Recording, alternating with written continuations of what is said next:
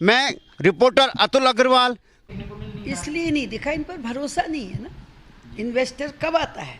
जो बड़ा आदमी, बजाज क्यों आएगा यहाँ? नारायण दत्त तिवारी पर भरोसा था तब आया, टाटा तब आया जब तिवारी जी पर भरोसा था। तो इनके भरोसे के चेहरे नहीं है।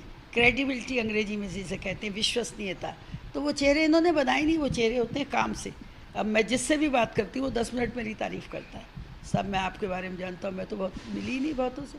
वो मुंबई बैठा आदमी था, उसने कहा जी मैं आपको जानता भी हूँ और अच्छा भी मानता हूँ। मैंने कहा फिर इन्हें सबको वापस ले दो। उसने मेरा ये सम्मान किया, सबको फैक्ट्री में वापस ले लिया। तो जो लोग यहाँ अपनी फैक्ट्री चलाते हैं वो यहाँ के राजनीतिक चरित्र को भी जानते हैं। तो इनकी राजनीति पर किसी का भरोसा ही नहीं। मैं भी इन्हें कहती रहती हूँ, लेकिन जैसे मैंने कहा भाई राशन बांटते हो, पीले कार्ड वालों को भी एक बार फ्री दे दो। अब नहीं उनकी समझ में आ रहा, तो उन्होंने तय कर लिया, विदाई का सामान बिस्तर बांधे हुए हैं और बच्चा कुछ और 1 साल में बन जाएगा। धन्यवाद। आज सिडकुल से कर्मचारी आपसे भेंट करने आए थे, क्या कारण था इनका? देखिए मेरे पास तो सिडकुल से जो फैक्ट्री बंद होती है या तनख्वाह नहीं मिलती सब आते हैं और मैं सीधा मालिकों से बात करती हूँ।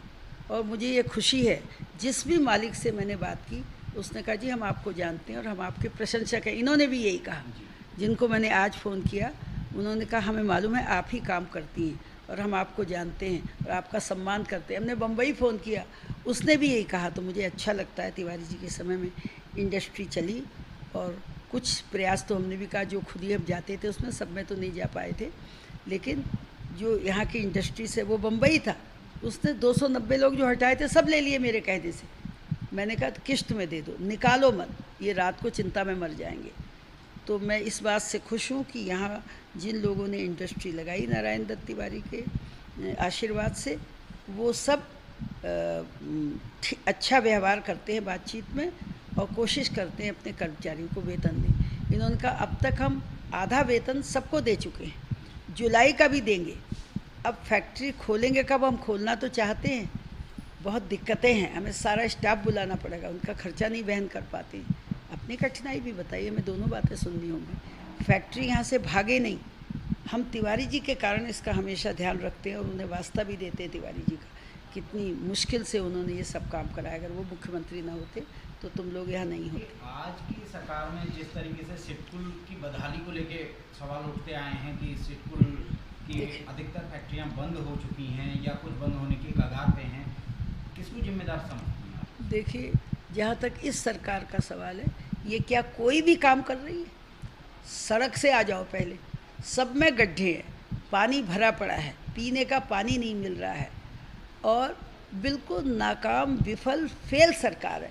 खुद ही मस्त है, खुद ही मुँह या मिट्ठू, अपनी तारीफ खुद कर लेते हैं और आराम से जीवन जी रहे हैं। इसका जवाब इन्हें 2022 में मिल जाएगा। इनकी विदाई तय है। ये नहीं कि मैं करूँगी विदाई, तो जनता करती, और जनता ने इनकी विदाई का मन बना लिया है। राज्य कर्मचारी नाराज है। आप बताइए, 1 दिन का वेतन प्रति माह कटेगा साल भर तक। अरे 1 दिन का किसी का 1800 है, किसी का 500 है, किसी का 600 है, तो कितनी मुश्किल से हिसाब लगा के वो अपनी व्यवस्था करता है। हमने इसका विरोध किया पर अभी उन्होंने इसको नहीं कुछ किया। इसके अलावा कर्मचारियों की जो स्थिति है, एक बयान अभी देखा, मुझे मिला नहीं, मंत्री को हाउस होगा तब तो मैं उठाऊंगी।